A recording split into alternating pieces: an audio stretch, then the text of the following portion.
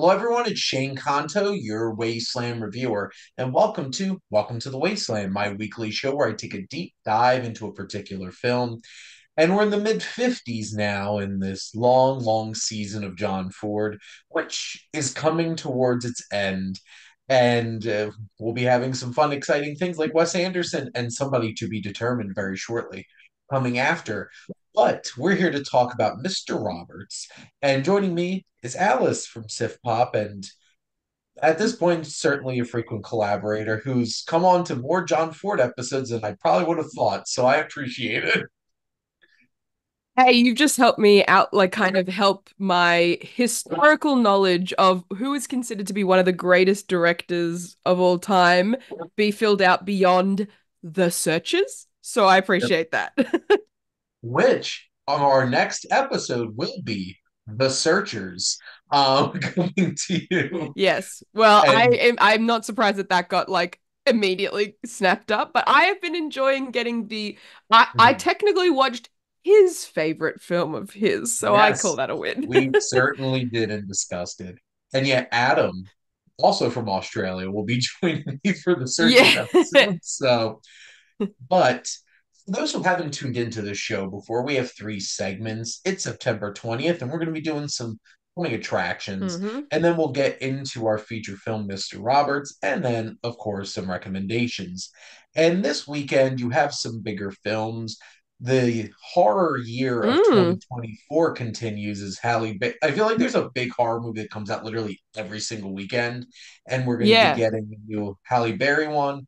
Um, Never Let Go, and a new Transformers movie, which I had zero interest in, and then kind of heard some positive buzz around, and I'm like, Yeah. okay. Yeah, I agree. I think like I heard there was a Transformers movie and I was like, I will not be seeing this. And then it was like, oh, it's animated and I'm like, that's cool. Still won't be seeing this. And then it was like, oh, it could actually be good. And I'm like, well, then hang on. Maybe I will see Well, this. well, maybe hang on. And hearing Yeah. Chris Hemsworth doing his best Autobots and Yes. saying Optimus Autobots Prime roll out. Yeah, roll out. exactly. If he doesn't say it, I'm gonna walk out very disappointed. Oh, I mean it's a soft reboot, so I'd imagine they have to kind of hit all your like main bits again. Also, the cast is pretty impressive, and I'm like, I feel like beyond Chris Hemsworth, because he doesn't always hit, but like in yeah. terms of the scripts he chooses. But the other rest of the cast, I'm like, okay, I feel like they would be more like choosy with their projects. Like this doesn't seem like they're just taking Transformers money, if that makes They sense. So have Steve Buscemi voicing the Starscream, and I'm like, yes, I am down for that. So, yep, but exactly. neither of us are that excited about that one. But we will bring up one No. quick one, which is Wolves, Yes. not spelt correctly, coming to No. Apple. And it is starring George Yes. Clooney and Brad Pitt. So, as Yes. cleaners, or however you would like Yes. to refer to them as professionals. Um, Murderers. and they get stuff done.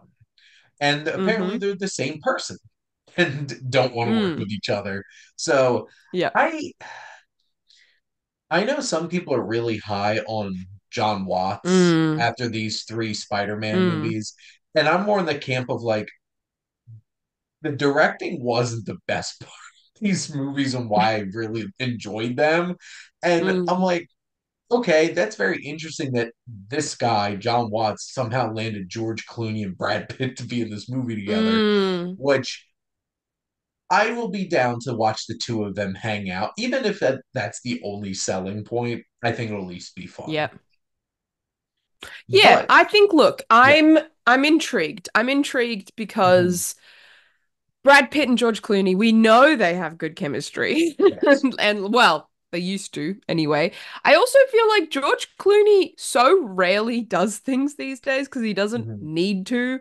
No, And like and so he I feel like he's, kind of when something that comes up that must excite him, that's when he mhm, actually does it. And I'm just kind of like, okay, so he's pairing up again with Brad Pitt, who's probably an old friend of his. Hmm. John Watts, look, yes, it's not like I walk out of Spider-Man and I'm like, oh, but the directing though, but it also wasn't bad directing. So Yeah, true. there's a, you know, and it's Apple TV Plus, I'm happy. I'll get to watch it at home, I think. I think it's releasing like on streaming, right? It's not like going to So theaters first. originally it was going to come out a few weeks before streaming, and then they shifted gears to just streaming. They're like, this is not getting a theatrical release. And then I think Oh, that's now not it's always coming out. good. Then they're like, now, well, because apparently they really wanted to sell it on Apple TV Plus. And then I Right. think it's coming out very limited the week before, but this week, the 20th, it's supposed to be hitting Apple TV Plus, if I'm not mistaken. Or no, this is the quote unquote limited release. And then Right. the 27th is when it hits Apple TV Plus. So it'll be in New Well, York, I guess it'll be that in means that LA, they have I wonder if that means they have faith in it enough. because Like, they're why going to do try to that? run it. Yeah, yeah, like it's the beginning of this kind of time, especially with the looks like there might not be a Joker shaped like there's a Joker shaped hole in this year's nominations because apparently the film is not going to be surprise surprise the sequel is not going to be all it's cracked up to be, but that's another conversation. Yep. So there's definitely an opening. Yeah, okay, well I'm intrigued. I will watch it when Mhm. it comes out at home.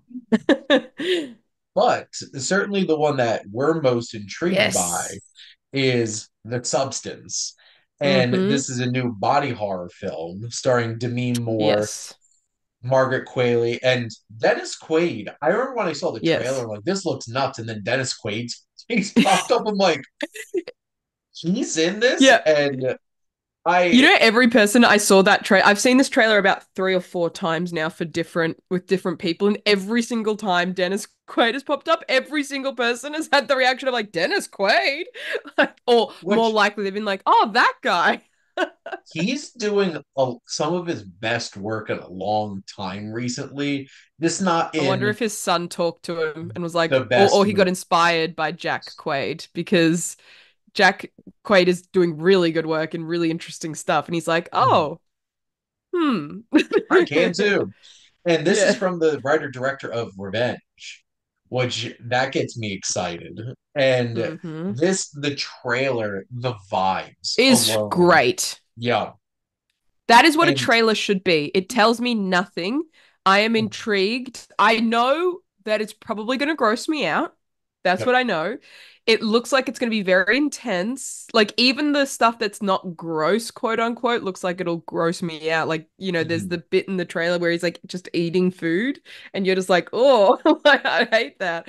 But I'm really, really excited because Demi Moore obviously hasn't done a lot lately, also Mhm. partly because she's one of the many celebrities who did fall for the got way too much work done and looks unrecognizable now. But Yep. that seems to be what this film is literally commenting on. So I'm intrigued Yes. by that. But also, I really like Margaret Qualley is one of the young actors Yep. I'm most interested in right now. Like, she is so good in the Netflix show Made, and like I'm not the biggest fan of Driveway Dolls, but she was fun in it. Mhm. And she has like a lot of good charisma. She pops up every now and again. Every time I see her, I'm like, oh, she's a good actor. She does well. So I'm so intrigued by this dynamic. It looks so weird. Yeah, this out of all of them definitely got my attention. And Margaret Qualley is also since we were talking about Dennis Quaid and having Yeah, Jack I Quaid, know. she's Andy McDowell's daughter, right? If I'm Yeah. not mistaken. So, No, well, if you watch Made, Andy McDowell plays her mum in the show as well. But well, there like, you yeah. go. But she I, has talent, so I'm not mad about it. yes. Like she is doing mostly like indie, like the weird indie stuff. So again, when I see that, look, Nepo babies, they will always exist in Hollywood. Yeah. They've always existed in Hollywood. It's just super overt now for some reason.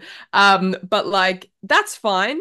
But if you have to actually have talent and I have to respect you for that. And I respect her because Mhm. the project she takes and the talent she has makes me do so. So yeah.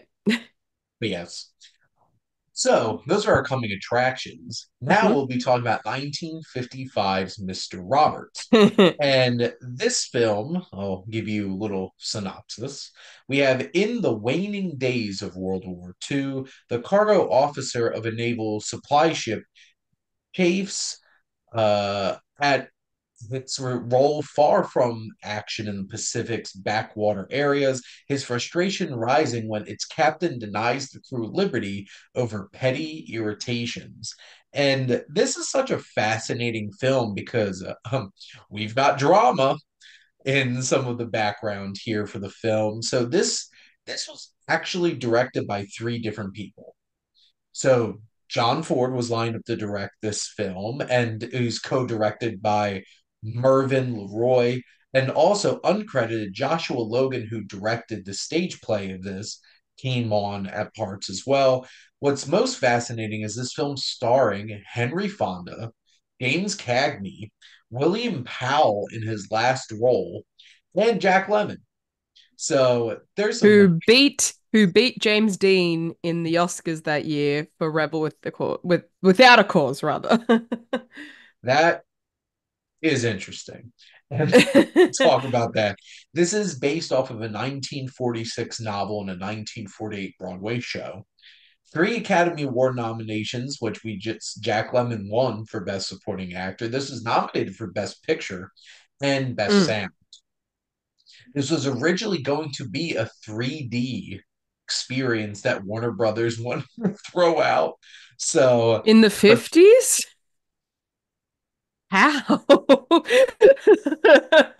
it would have Would have been been interested to revolutionary, see. Alice. Yeah. Um, and Warner Brothers wanted either William Holden or Marlon Brando to star in this film. Those were their As two Henry picks. Fonda's role? Yes. They did not Oh, want anything neither to of them do are with, right.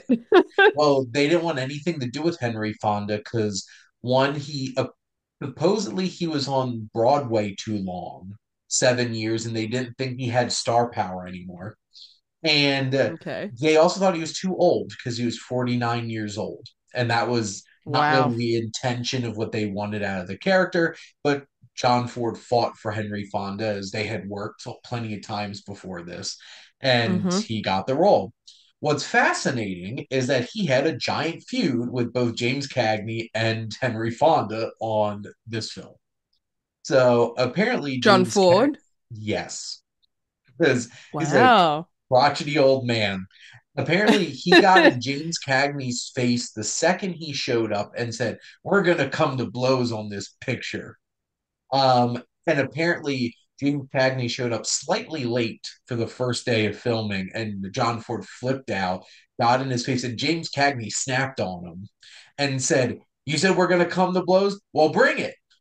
And apparently, John Ford backed down, and then they didn't have problems after that. So, but that did Wow, not he's stop. he's like he's like a shark. You just have to like yeah. But the drama with Henry Fonda did not stop and lasted for most of the time John Ford was on the film because he actually left the film because one, this feud with Henry Fonda, and he had to get gallbladder surgery. So Mervyn LeRoy took over directing the film. And Henry Fonda specifically brought Broadway director Joshua Logan on set to reshoot a bunch of his scenes. And Interesting. somehow this turned out the way that it did, and it got a Best Picture Yeah. nomination. Yeah. It worked out. And apparently, if I saw this made like $21 million on Yeah. like a It two made a something, lot. Like it was super successful. which I'm not surprised because this is a war comedy, Yeah. which I always find Two very words interesting. that definitely belong together. I mean, look, they literally made a whole show about this concept from this concept, like well, not this specific concept, the Yes.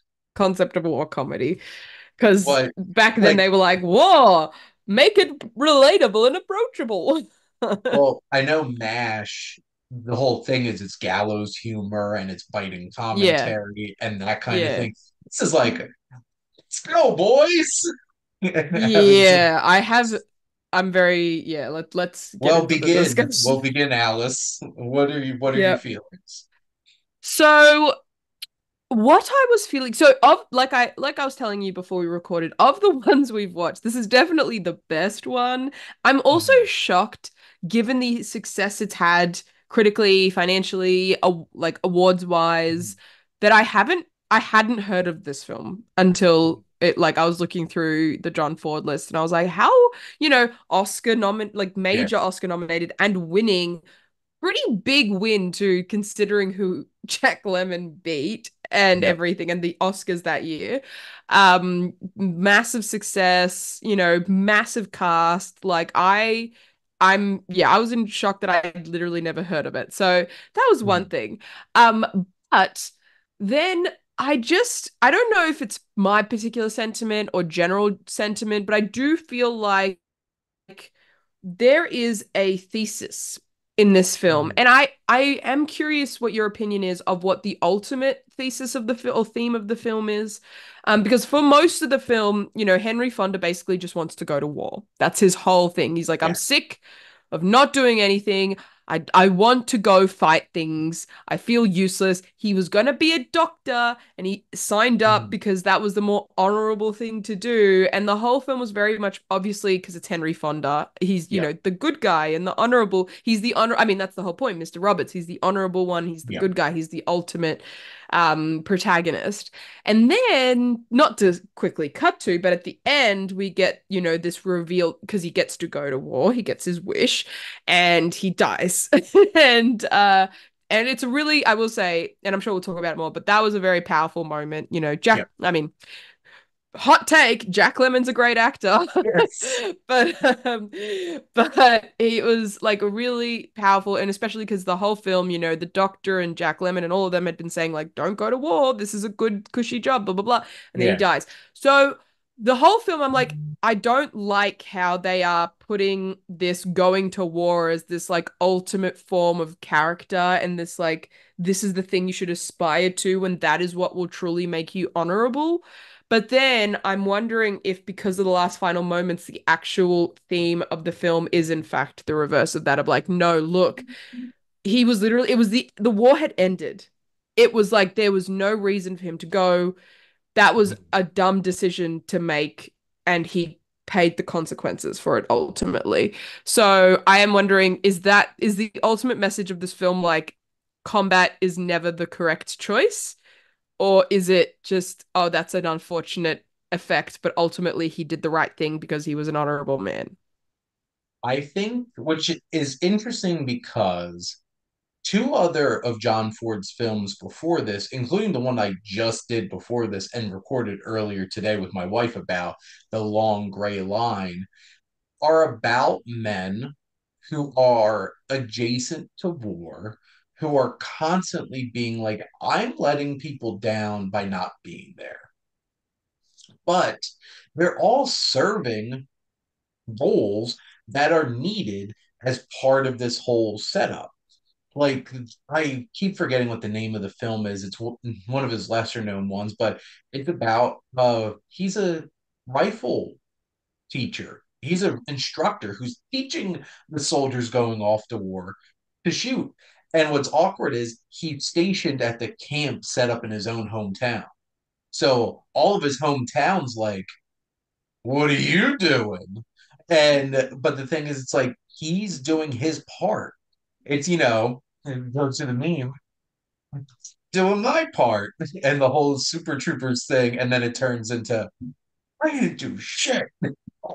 Yeah, And the Tim but Robinson meme. Yeah. yeah, but the issue is they are doing something, and the long gray line is about West Point, and you have people who really want to go off to war, and because that takes place over 50 years, it encompasses World War One and World War Two, and there's a lot of why are we doing this? Why are we training these young men to go off to die?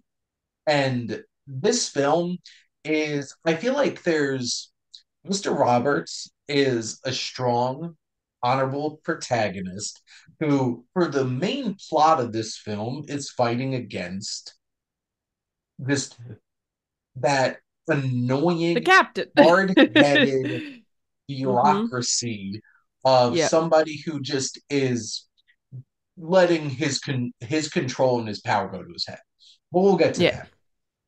Yes, we How will. that fits into this, though, I feel like he he is making a difference and Mm. doing something for these soldiers, but all he can think about is what he's doing isn't what he imagined making a difference Yeah. is. And I feel like John Ford, over the course of these films, especially the last one and this, Mm. is trying to reinforce that, like, yes, going off Mm. fighting for your country is an honorable thing, but it's not Mm. something to like throw around lightly. And I Yeah. feel like Mr. Roberts, this character for this whole entire film's acting like I'm not doing anything. Cargo ship, Yeah. you need supplies.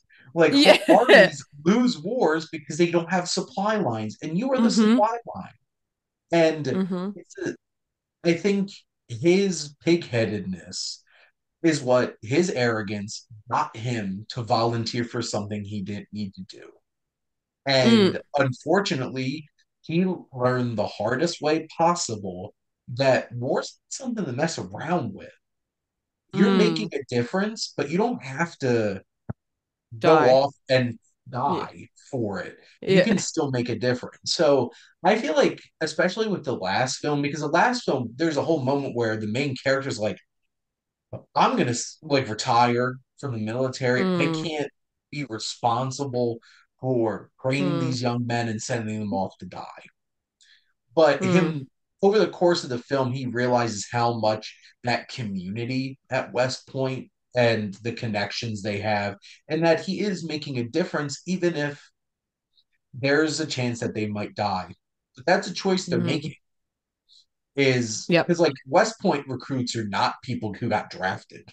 You chose to go to hmm West Point and go through that whole entire process. Here, that's how I kind of felt by the end of the film. And this is one of those films where I feel like that last scene elevated the film a lot. Mm. Because up until that point, I'm just like, oh, this is a fun, goofy kind of Yeah. it's a Yeah. it's Yeah. it's a very similar structure of any workplace comedy where they don't like the Yes. boss and you have The like the boss. the one Yeah. employee who's trying to like upend this Yeah. person's role. But I feel like the end gave it more weight than most of the Yeah, film. and that's the thing, because I had such an icky feeling for a lot of this film because I think as well, I have to note there is I feel like in America there's obviously a lot more obvious, and I think it's tampered down through time, but there is a lot more of a focus on like military and defense and all of that sort of thing. Mhm. While I know at least in, Australia and in the community I'm in, like it's seen as a silly thing. Like not like obviously fighting for rights and freedom and all of that, Yeah, but like in general, this like holier than thou elevation of war and the military. Like the general sentiment is that yeah, like why are we, we're not, this isn't World War II, what are we doing? Like what does yeah. this mean? What is the point? That sort of thing. And so there is this whole film. I'm just like, Mhm. why is the main? Because I love Henry Fonda and he always plays this sort of character. And I'm just like, Yeah, there's this weird thing about like how he wants to go to war and how, even though, yes, other people like the doctor and Jack Lemmon are like, no, this is good. You should stay here. You're doing a difference, Mhm. blah, blah, blah. And yes, but he's definitely shown as like the most honorable yeah, man.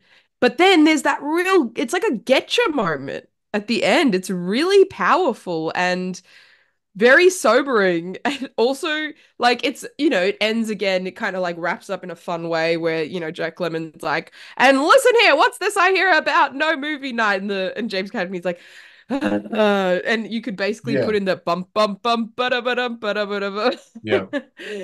But yeah, it's just, it was such an interesting where I'm like, oh, okay, maybe I do like the message of this film. Like, it was a very, especially because I'm like, wait, maybe all the things that I did find icky I meant to, but I'm also like, I'm not sure if I'm just projecting modern sensibilities onto a 50s film, you know what I mean?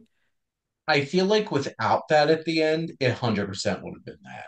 But that completely reframes the film and really makes you think about it. And I think at the end of the day, people, and I think this film is trying to say people should not be taking for granted, like, hey, I'm going to go off and fight and kill people and do right for my country without understanding the reason it's honorable is because you can die and you might be potentially making the greatest sacrifice you possibly can make. And that's an important thing to understand. And I think we don't get to see Henry Fonda's Robert learning that lesson because obviously, like, he's dead. But through Well, he Jack probably learnt Lemon's, it right before he died. yeah, Yeah. but through Jack Lemon's character and his Mm, performance, I feel like the audience and the other characters really understand mm, how important that it's a responsibility. And it's interesting, yeah. like what you brought up, because like I work at a university. Mm, Generally, it's not the kind of thing that's a big part of it, but I also am an advisor for a fraternity who supports the USO. And mm, I'm very close with our Veteran Affairs office. Our mm, Veteran Affairs office is named after a veteran who unfortunately died of COVID. After mm, he was a Vietnam vet, he almost completed 3 degrees at Rider. They gave him an honorary doctorate. And Eugene was a friend of mine. And like I understand the connection, and also a lot of my family who are very conservative, mm, that very supportive, and like my mom's boyfriend, generations of military service, like his sons mm, are still like high ranking officials in different branches of the mm. military. It's a very interesting culture, and for me personally, I don't get it. And I Yeah. like I understand you're volunteering for this Mm, and supporting your country. It's unless I'm drafted, mm. I'm I'm not doing that. Yeah. That's not my way of showing and Support. Yeah. supporting my Mm, country and my society that I'm a part of. mm, But through some of these films, I've found a better understanding, especially the long gray line of that culture and that mm, community here. This is a group of men who, and this has been a recurring theme through a lot of these John Ford films, with a lot of these military films, are about a group of men who are there for each other and stand mm, up for each other. And this is exactly that. It's a bunch of guys coming together because obviously it's World War II, so it is all men. mm. And then the Yeah. women who's like, and then they're Yep. creeping on by watching through the binoculars from the ship. Yes. Well, that is a whole other part of the movie I want to talk about, but I'll let you finish your point. Yes. But the idea of it's about that community. And Mm, I feel like on some level, Roberts is doing so much for this group without realizing that you're important to this group. And he mm-hmm. abandons them, which Yeah. is a sad part. And it made me happy by the end that Pulver, Jack Lemon's character, is the one who steps up. And Yeah. then he's the one who gets in James Cagney's face at the end of the movie, Yeah. which, oh my God, James Cagney, he was he was Gary Cole before Gary Cole in Office Space. Yeah. Is He that was guy? so good. But we'll get to Yeah. let's segue into yes, there's some stuff that like it's obviously a bunch of horny guys stuck on a ship, and what do? And it's a whole entire gag about like Oh, whose it's binoculars are just better. it How do I yeah. use this? and Yeah. and it Yeah. turns into a whole entire thing for sure. And Yeah. of course, that would happen in a film from Yeah. 1955 Oh yeah. about a And bunch of men. let me say I don't have actually that much of a problem with that bit because it's like a Oh, war 50s men whatever. Like yeah. yeah. The bit that I want to bring up that I was like, oh wow, this aged so badly is there's the bit where they get liberty and they get to go out onto the land. And then there's the bit where the officers have to go to Mr. Roberts and be like, your men have done all these terrible things, and being like, how Yes. are you going to punish them? Blah, blah, blah. And it's meant to be in the film of like, oh, look at him standing by his men, how honorable, oh, these dumb army guys when they're navy, like showing the Mhm. rivalry between the departments of Yep. military, and like, oh, they'll never understand, and like, oh, these are good guys just letting off some steam. But it is overtly stated that a few of them probably raped some of the native women. Like, there's that whole bit where the army captain is like, they brutalized, they have marks, they have bruises, we don't even know with some of them, they disappeared, blah blah blah. And I'm like, that is so horrific. Like, they're just casually mentioning this stuff as like, and that I was like, oh, okay. Because again, modern sensibility. Yep. What's gonna happen? Nothing. Not. It was Nothing. literally like, oh, look at the, and they're like, oh, what do you mean, like, Mr. Roberts? We were just letting off some steam. Can we go back out on the land? And I'm just like, Go get a I'm shower and then sorry. Am go ahead. I? Yeah, I'm like, am I crazy? Did I just like it was honestly it was shocking because I understand the time. Like obviously it's the time in which it was made, and that was a funny haha joke. But it's Mhm. like, no, these men are terrible human beings. Like I don't like any of them anymore, The fact that it including Mr. casually Roberts. slipped Yes. in between, this guy Yes. stole a goat. Yeah. These Yeah. guys started a brawl with a bunch of Yeah. put Yeah. Yeah. Yeah. 30 injured 38 In army officers.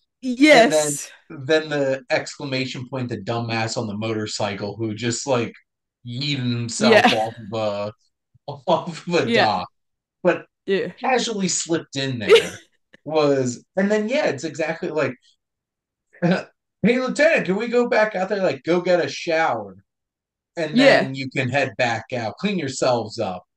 And Yeah. it's just like, Yeah. Yeah. hmm. Yeah. Yeah. And it's this whole thing of like, oh, they were letting off steam. What do you expect? Blah, blah, blah. I'm like, I'm sorry. I don't expect you to rape people because you've been stuck on a boat. Like, too bad, so sad. Control yourselves. What are you So talking Alice, about?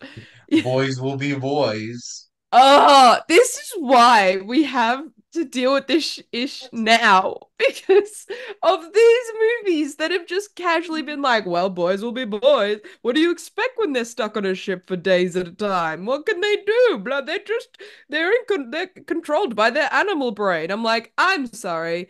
You could stick 50 women on a boat for a year. There wouldn't be any of this stuff coming out of it. They'd be like, oh, I did appreciate that one soldier who just met a nice girl and went and looked at the Oh, stars. yeah. That was not, I was like, okay, well, that's nice, but I still don't like any of them.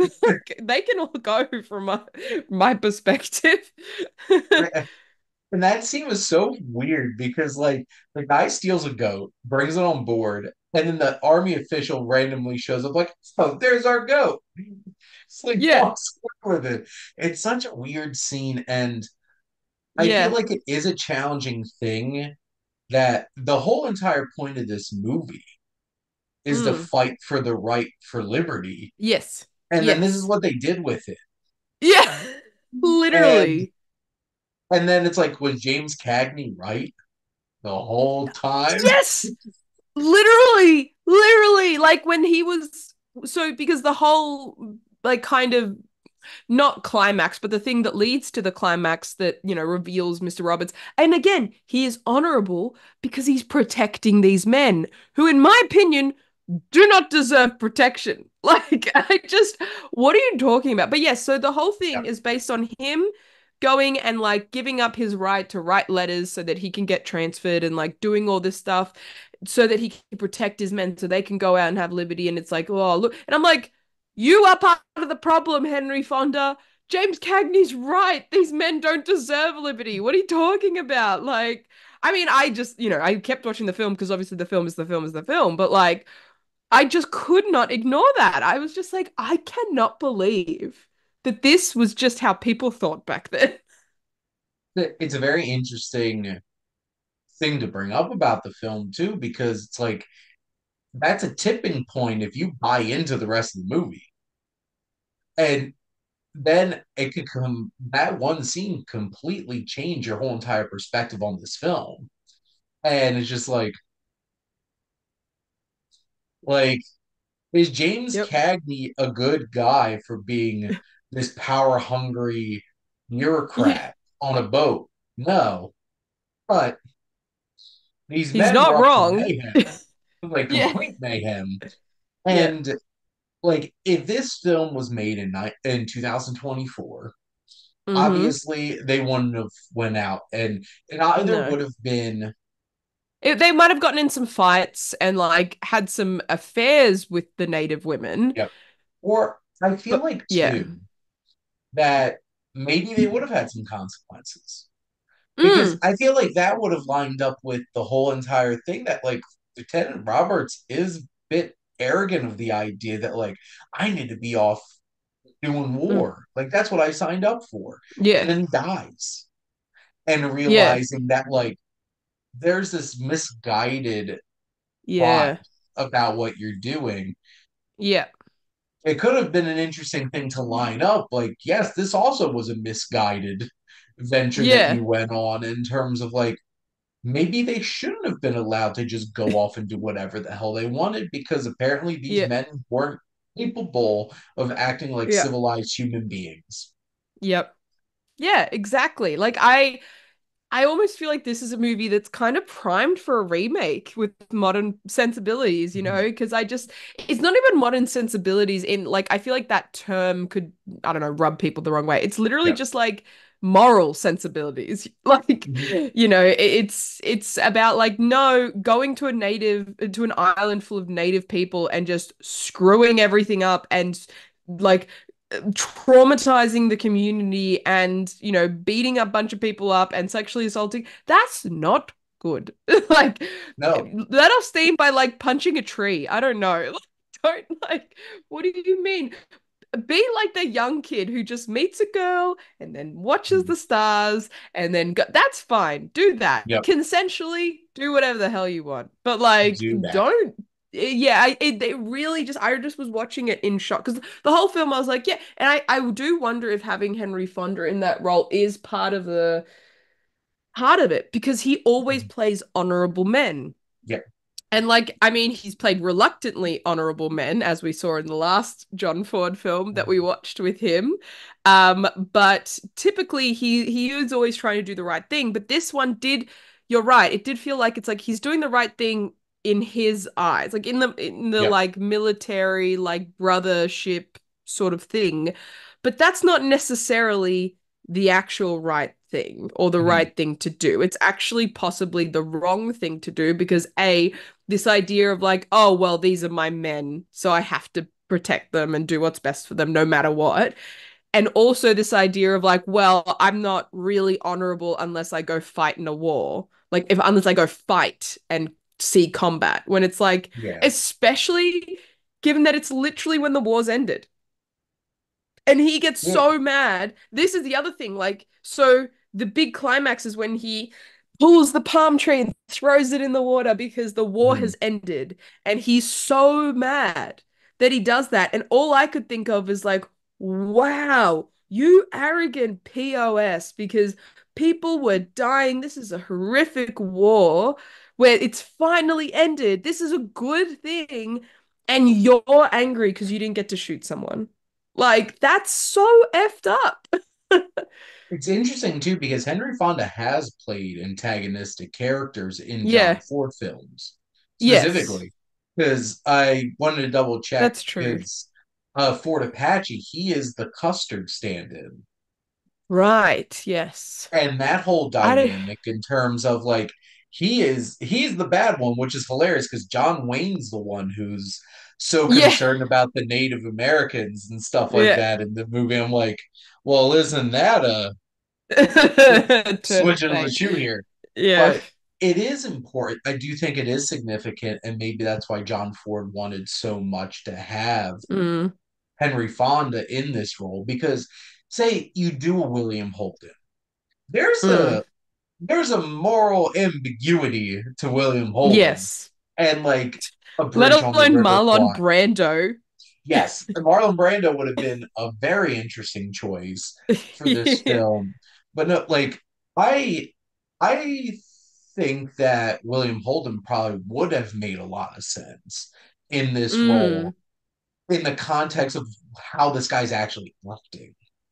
Mm-hmm. Because a lot of his roles are he might In wind up between. doing some good things. Like Bridge on the River Kwai, he winds up doing Mm. some good things, but like the whole entire time he's acting very selfish about it. Yeah. And Yeah. it feels very on par because like William Mm. Holden has that kind of vibe. But yeah, it's the casting of Henry Fonda. It's the Henry Fonda and Jimmy Stewart effect. Mm. Mm-hmm. Because Mm-hmm. there's so many Hitchcock films that if that Yep. wasn't Jimmy Stewart, Yep. Rear Window, That would be the worst person ever. if it wasn't Jimmy Stewart in Rear Window, Mm-hmm. he's an It's a asshole. different film. Yeah. It's a different film. Yeah. And Vertigo Mm. is Oh my so gosh. creepy. Like Yeah. He's Vertigo such pushes a you past horrible the human being. because like Vertigo pushes you past the Jimmy Stewart effect. Even in the second Mm. half of the movie, you're like, yeah, this man's Yep. something's messed up with this But man. you are kind of like fighting yourself the whole time because it's Jimmy Stewart, and Yeah. everybody I love Jimmy Stewart. And it took Sergio Leone to take Henry Mm-hmm. Fonda and make him an actual Yep. villain. Yeah, And exactly. with Frank in Once Upon a Time in the West. And he did that Yeah. on purpose. Because like Henry Yeah. Fonda apparently like put in contacts and grew out a mustache to make him look more villainous. And Sergio Leone was like, no, I want Henry Fonda to be villainous. I want them to Yeah. see your blue eyes. I want them to see your Yep. face and see you shoot a kid. And then it Yep. revealed your face, and you're just like, oh man. Yeah. But no, Yeah. like this character of Roberts is there's a lot more ambiguity to him than I feel Mm-hmm. like on the surface. And Jack Lemmon's great. He is so charismatic in Oh, this. I love And Jack Lemmon. Isn't he so good? he's so good. From even all the way up into his later roles in life with like Mm. The Front Page and Glengarry Glen Ross. And even Mm. I really love William Friedkin's 12 Angry Men.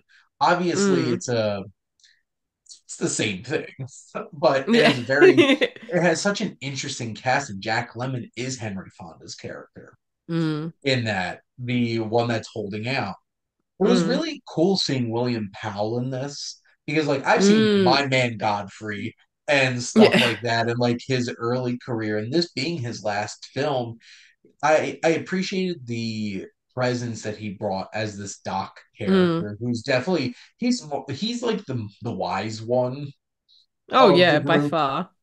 And then James Cagney is just so much fun in this. And Mm. he He's so mean.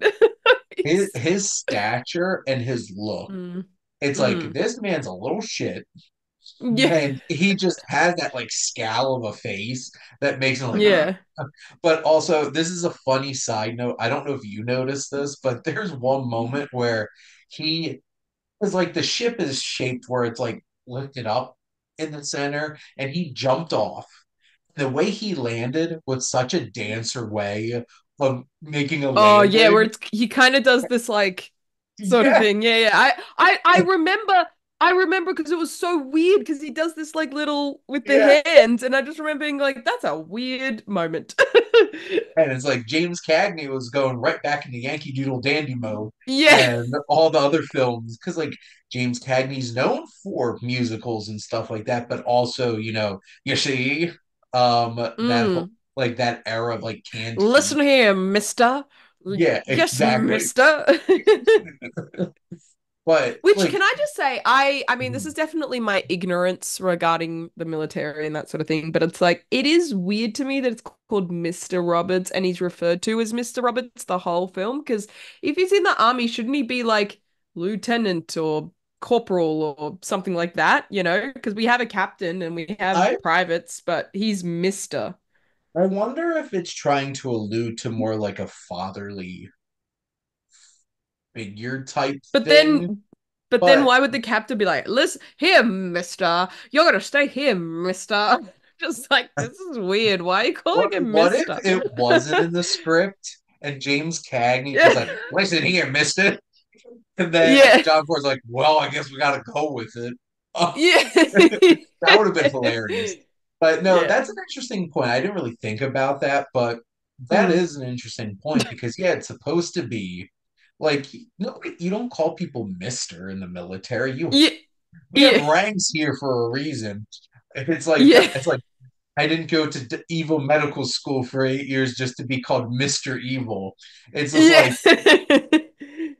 like Mister Roberts. Yeah. It's like this man's a lieutenant. Yeah, So yeah. It was weird. Like it honestly kept throwing me off because I'm like, why is he being called Mr. Roberts? It's so weird in this context. Like sometimes people would throw out a Doug and I'd be like, okay, thank God. But like then it would just be like, especially when the captain was like, you Mr. And he says it so much, and I'm just like, why? it's so funny because I generally don't do a whole lot of digging into movies before I watch them. Mm-hmm. Yep. And for this though, I did make my notes and stuff for like the Mm. ground stuff Mm. before we start. I didn't realize this is a military film. And honestly, Yeah. probably because of the name of the movie, I was kind of expecting another like southern town, Yeah. kind of like, oh, Y- Mr. Roberts, Yeah. and that kind of thing. Is like, no, it was not. This was very much a No, military thing.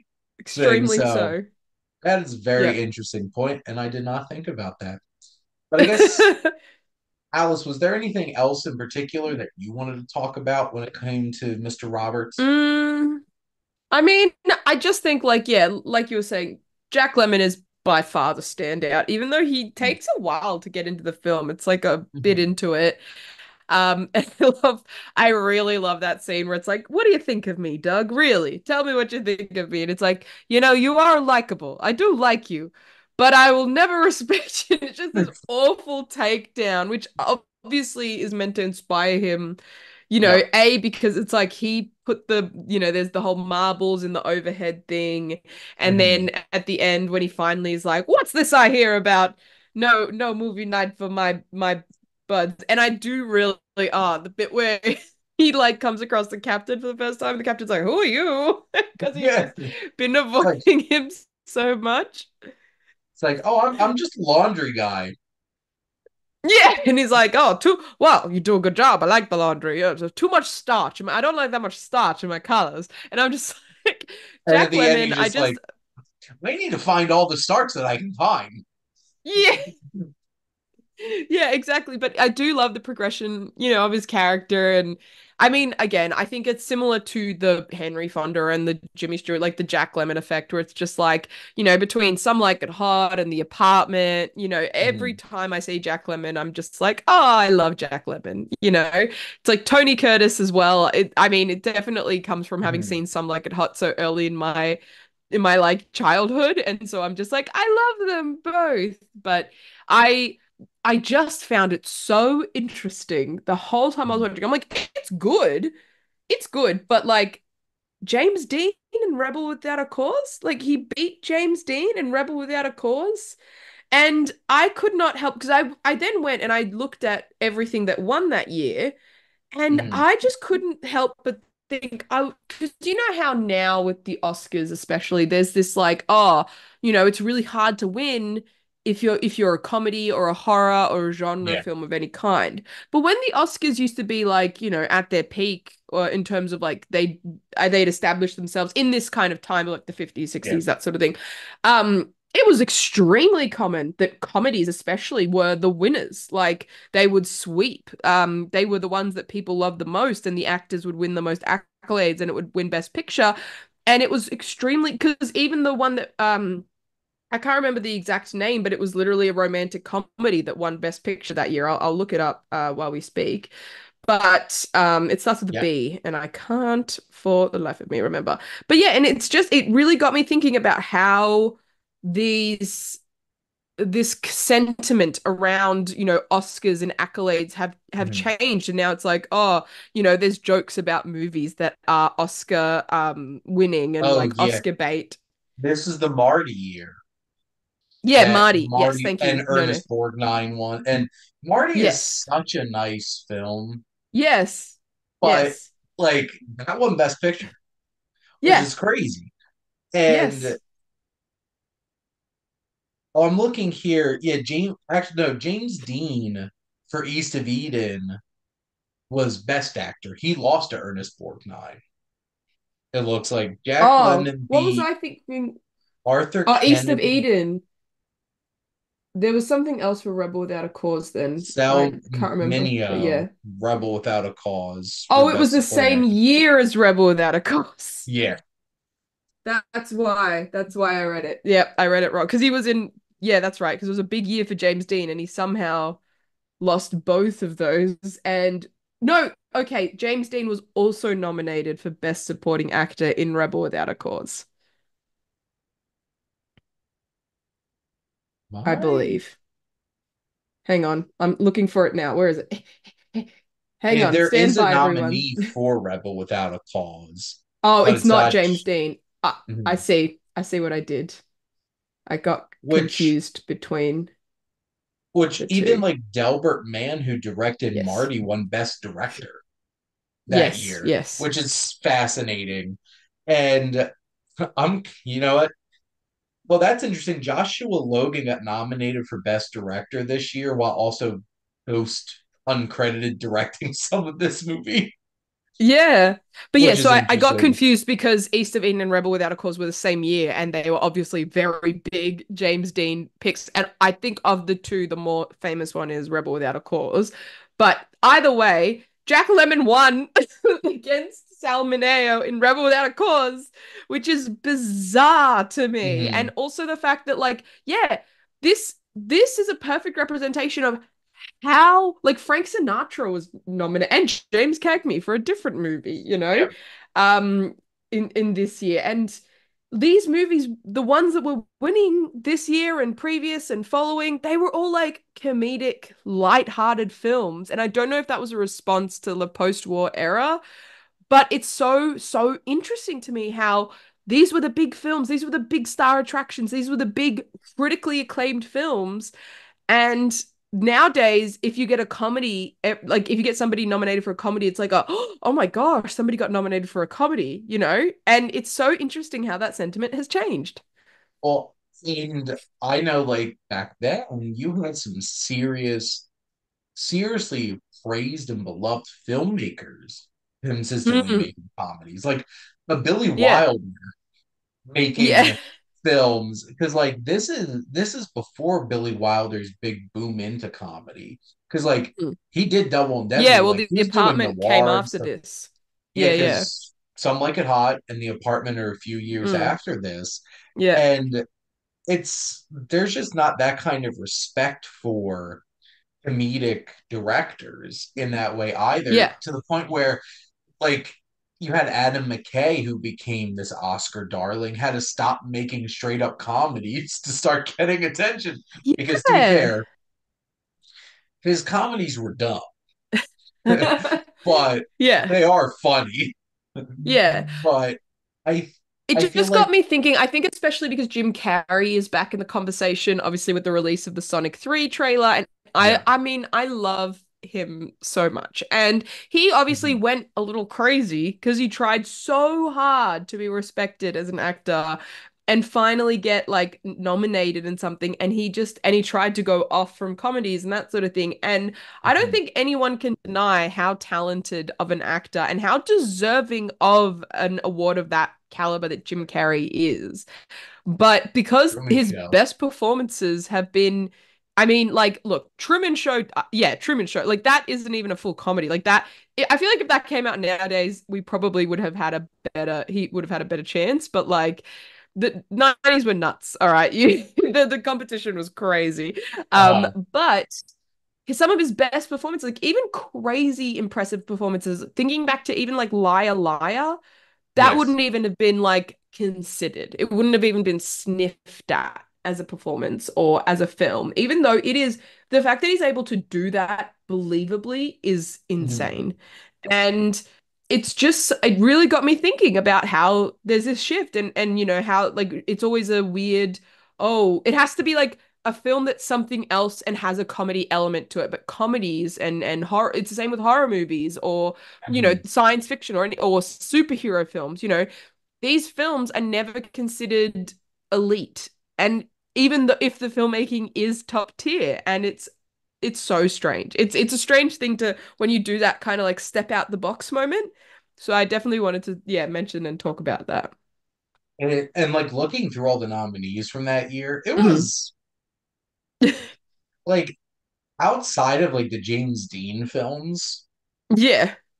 and like I enjoy Marty, No one talks about those anymore. Yeah.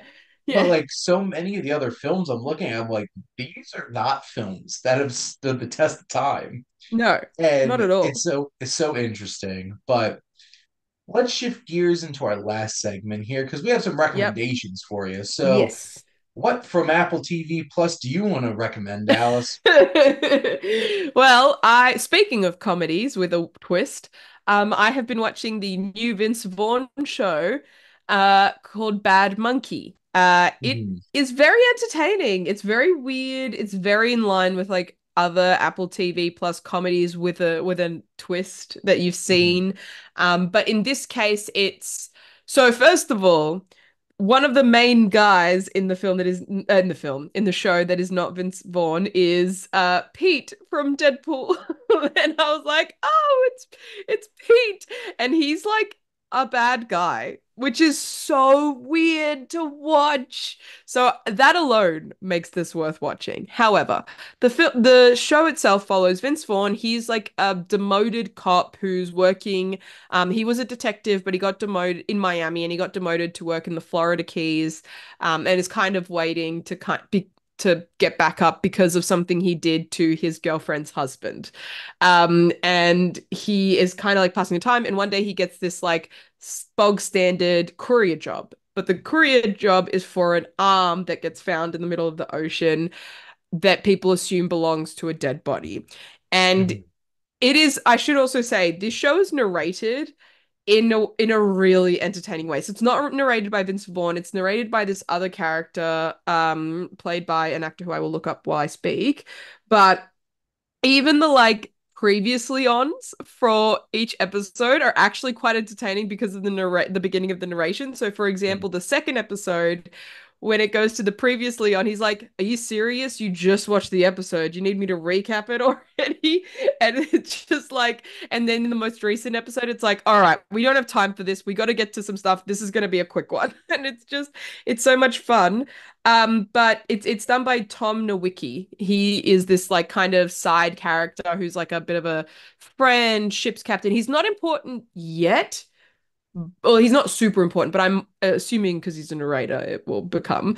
But essentially, yeah. So he finds this arm, and the narration kind of helps you understand that he's like he knows he should step away and let this go, but something about it, he just won't let it go. And it's essentially like Vince Mhm. Vaughn is this detective who in his heart is a good man and a good detective and so wants to help solve this mystery, but every single person around him, bar like two people, are the most corrupt, awful humans you have ever met in your life. And so he is constantly getting shafted and having to deal with all the worst things in the world happening just because he's trying to do the right thing. There is also Zach Braff makes a guest appearance, so that's fun. And so Rob Delaney, by the way, is the name of the Yep. actor who plays Pete Sugar Bear. in Deadpool. Sugar Bear, yeah, but again, very different character. Mhm. And then the reason it's called Bad Monkey is because there is a concurrent storyline where um Sugar Bear is buying up this land in the Bahamas from the people that live there, from the people that have been living there. And there's this guy called Neville who, he's Bahamian, he's been living there for generations, and is all of a sudden his land gets bought out from under him, Mhm. and he has a pet monkey. And basically he's trying to like sabotage this deal so that they can just live in peace. But Rob Delaney keeps buying this land and pushing everyone out. And so there's this like cool Bahamian, Caribbean, like almost voodoo element because there's Mhm. this like voodoo lady he engages who's like played by Jodie Turner Smith as Yeah. well. And so that's an element. And then there's the Vince Vaughn detective element, which the narrator keeps being like, it'll connect. I promise you it will connect. And it's just like it's a really entertaining show. So I know I've kind of gone on about it for a while, but essentially the reason I'm recommending it is because it's very different to anything I've seen recently. It's very sardonic. It's very entertaining, but it's also a pretty interesting mystery, quote unquote. And I think Vince Vaughn is doing his best Vince Vaughn, where Yeah. it's like, oh, I've missed this Vince Vaughn. And so I'm very much enjoying it. There's only a few episodes out right now. I think it's about five, and we've got five to Mhm. go. So stand by for whether or not it's actually good. But so Yeah. far, it's, I think, worth watching. It is on my watch list. Yes. The ever-growing watch list because just so Yeah, much damn content keeps coming out. I And know. I'm adverse at this point to starting a show if it drops multiple episodes for me. I'm like, well, you're just gonna go on my to watch list later. Because Yeah, I don't I have can't catch time. up on three. Yeah. Like, I don't have time to watch 3 episodes of this right off the bat. Like, Yeah, just yeah. give me That's too one. much work. And that's a whole entire other conversation. Won't get into that now. So Yeah. I have my three standard recommendations. So a new hmm film, this is a movie original, which is interesting, is my first film. And this is from writer-director Zia Enger, who basically this film is a pseudo documentary, pseudo personal video journal dramatization of Enger's first attempt at making a feature film and how it went completely awry. It never finished. Odessa Young plays a fictionalized version of Zia Anger. And it's such an interesting and unique perspective. And, you know, if you love that movies about making movies kind of thing, it has that vibe, obviously. And it's one of those films that it's so unexpected. It's small, it's intimate, it has a fun group of characters, like this crew trying to make this movie. And it's feels so different in how it's told. This would be a movie original because movie just lets out the most interesting random indie type films, and this one just dropped on movie in the US as of yesterday while we're recording this. So I checked it out. Would recommend. One film off of my watch list that I watched for the first time in prep for a movie night that we're going to be doing at my job is 9 to 5 because I felt like I should probably watch it beforehand so I could have some discussion points and stuff like that to take care of. And just the infinitely charismatic combo of Dolly Parton, Lily Tomlin, and Jane Fonda is so great. And I'm also a huge fan of Dabney Coleman too. And he's such a smug ass in this movie. It goes a little off the rails a bit too much for me at times. I'm just like, this is wild, where this movie is going. But I see why like this is such a beloved, fun, kind of empowering hmm workplace film. And And that it's a theme catchy song theme. though, Yeah. like It's already in my head. because like those credits start at the beginning, it's like and it's just like working no too far. 9 to 5. And just like, oh, I definitely didn't work 9 to 5 this week. I worked a lot more than 9 to 5 this week, but Yeah. it's such a great film, and sadly, still a lot of relevant shit in the workplace. hmm So, which is why we're going to be talking about it at Rider University for a business movie night. And lastly, one of my films that I own that I rewatched, and this is for my movie club this month in honor of Halloween. We picked Signs, and this is a film that I had a DVD service through the mail hmm when I was just 12 years old. And the hmm first DVD of the month it Was was signed. Signs. And I should not have watched that as the scaredy cat 12-year-old that I was, because this Did you movie put glasses of water everywhere as a result? terrified me. Yep. Terrified. And M. Night Yep. Shyamalan succeeded in traumatizing a whole generation with that "it's Hmm. behind" and that damn alien walking out from behind that Oh bush. my gosh! I know. I also watched it way too young, and I will always remember being like, I'm not sleeping tonight. The hand from the coal Oh, grate. And yep. one that I started noticing recently is when they're running down into the basement, you see a hand coming up from under the door, and you're just like, ah, no. Yeah. But it's, I just love that the scariest part of that movie is just a dude walking by. yes, That's it. 100%. That's all he does. He just walks by. The there's so many great scares in it. Like the first scare of like Mel Gibson looking up and seeing the silhouette on his barn, and you're just like, nope. Yeah. And the music, of course, because James Newton Howard just goes hard whenever he's doing Yep. a movie for M. Night Shyamalan. And the cast, too. And, like, it's important to remember that there's a very distinct acting style in Shyamalan Hmm. films. Oh, they're And, not like, real people. no, they're not. But the work that Mel Gibson does in it, the work that Joaquin Phoenix does in it, and honestly, too, what was it? It's Kieran. No, which Culkin is it? I think I think it's it's Keenan Culkin. No, I so, think it is. Is it And then not? Abigail Hang Breslin, on. Yes. um, and just that whole situation, and it's a film that has interesting things to say about faith. Oh no, it's It's Rory Culkin. Rory It's the other Culkin. one. That was it. Yeah. Yeah, Yeah. it's Rory Culkin, and then that script has so many little details in it Hmm. that because I think the one that always stands out to me is the fact that like, why doesn't he want to take him to the vet, the Yeah. dog, and then you realize Yeah. the vet is M. Night Shyamalan's character who killed his wife in Yeah. that car accident. And you're just like, there's so many little details, and Mm. I I personally would put this up there in that like top three with The Sixth Sense, and Unbreakable. And I'm also somebody who really likes The Village a lot.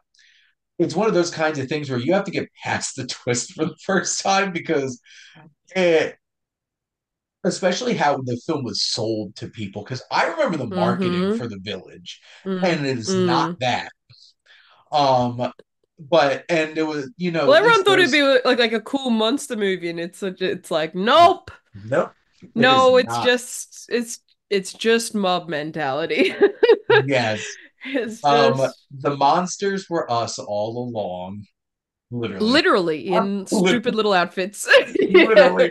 Yeah. But this was before the fall of Emily Shyamalan, which I Yeah. believe started with Lady in the Water and then progressively just spiraling. The And happening just kind of buried him. Yeah. uh, but Signs was still at that point. Like I love that film so much, and I'm so happy that we're going to be talking about it for my movie club because I have plenty to say. But it's always a wonderful time rewatching it because it just still hits. But anyway, Yeah. it's another episode of Welcome to the Wasteland. Alice, thank you so much for coming on.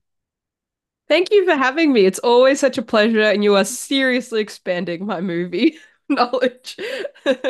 I have a way with people. Um, this is our last go round Yes. for our journey through John Ford, but I know Yes. we already have discussed what Wes Anderson's going to look like. We're coming to close soon on my tournament to figure out who's next after that, and obviously we'll chat. But most Yep. importantly, thank all of you out there for always tuning in and supporting your Wasteland reviewer.